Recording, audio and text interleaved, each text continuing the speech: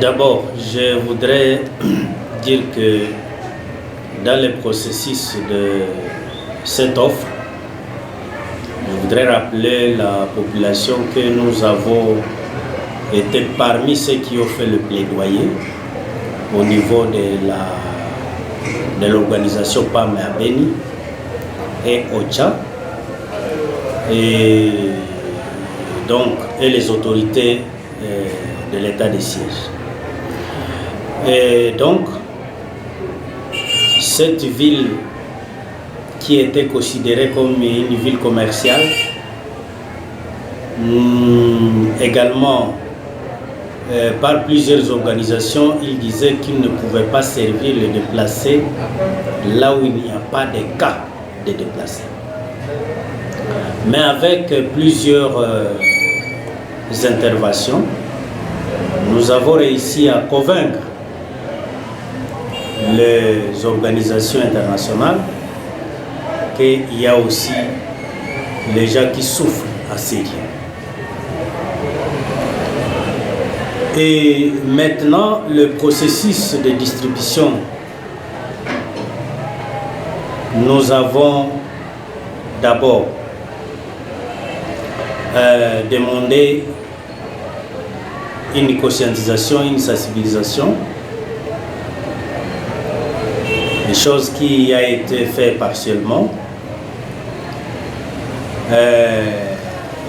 La deuxième chose que je peux soulever, c'est que l'organisation a utilisé pour la distribution les partenaires des ONG locales comme Caritas. Caritas a fait aussi une politique de sélectionner parmi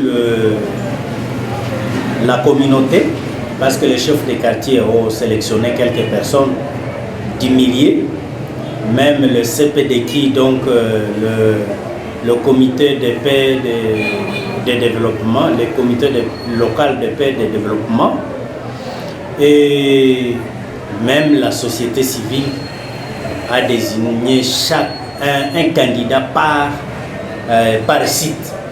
Et ce sont ces différentes personnes qui sont en train de distribuer ce vivre. Et je voudrais dire qu'ils n'ont pas encore soulevé cet aspect-là.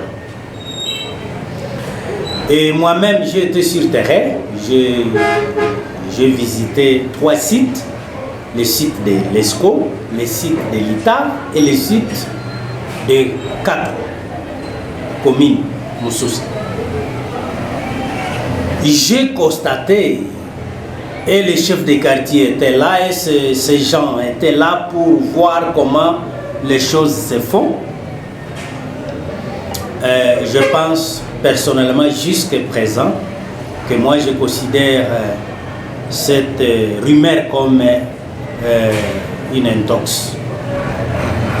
Et que je crois cette personne qui aurait constaté ça, il aurait au moins appelé l'un de ces gens qui sont en train de distribuer, comme ils vivent dans la communauté, et même le chef de quartier qui soit à proximité avec ces gens, ou soit les chefs de cellule.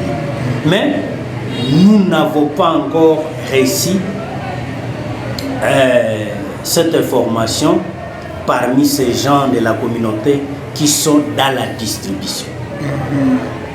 Voilà pourquoi que je considère jusqu'à présent comme une rumeur et comme des intox. Et ne craignez-vous pas que ce genre de rumeurs peuvent empêcher ou freiner les partenaires à intervenir? Mais évidemment, moi je crois que nous devons grandir, parce que cette ville, des individus amèneront cette ville à un danger, parce que vous voyez cette population qui reçoit l'aide. Ces personnes qui veulent créer des intox je ne sais pas s'ils analysent à quel point cela peut impacter cette ville des années et des années. Vous savez, nous avons des organisations internationales qui interviennent dans le domaine de la santé et qu'ils sont partenaires de l'État. Ils sont partenaires avec l'État et que l'État ne peut pas, ou l'État n'a pas la capacité ou le moyen d'intervenir dans certains domaines. Et maintenant, si tous ces gens se décidaient par rapport à ces intox pareils, vous comprenez que nous aurons un sérieux problème dans la ville. Je vais vous donner un exemple. Il est arrivé, par exemple, un moment où il y avait des vaccins de routine qui n'étaient plus disponibles. Mais les mamans qui ont l'habitude de s'en servir, ils commençaient maintenant à alerter, à déranger, tout simplement parce qu'il y avait une rupture. Et donc, je voudrais dire que nous devons faire attention dans cette ville.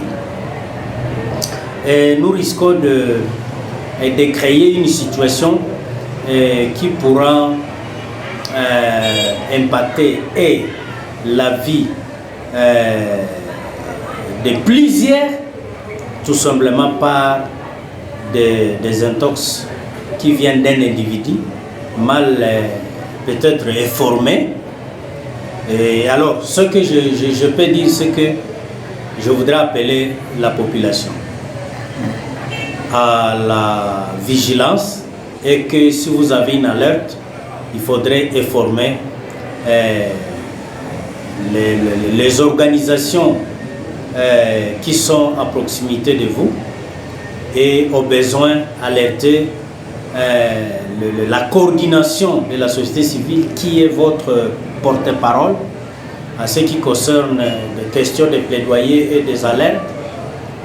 Et donc, ça serait une bonne chose que de passer par des réseaux sociaux sans avoir au préalable informé les gens qui peuvent dénoncer des questions pareilles.